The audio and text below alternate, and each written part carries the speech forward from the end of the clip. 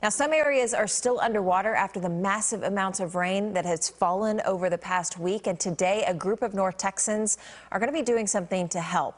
Our Bo Evans is in Dallas, where that group just departed for that Houston area right along the San Jacinto River. So, Bo, what are they hoping to do down there?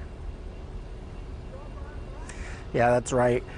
Texans on Mission, formerly known as Texas Baptist Men, are bringing several things down to help people dealing with that flooding. Showers and laundry units are at the top of the list. Also, food, water, dry clothes, and other essentials will help people get through the next few days. The group will also be helping people remove things from their homes, like wet carpet and furniture. And they also hope to provide them with some hope. When you walk into a situation like this, it's very emotional. Folks are struggling with a lot of things. They're struggling with where to start. We help them with that. We know what to do. We've been doing this for more than 50 years. And so we come alongside them and really provide the help and expertise that they need just to begin the recovery process.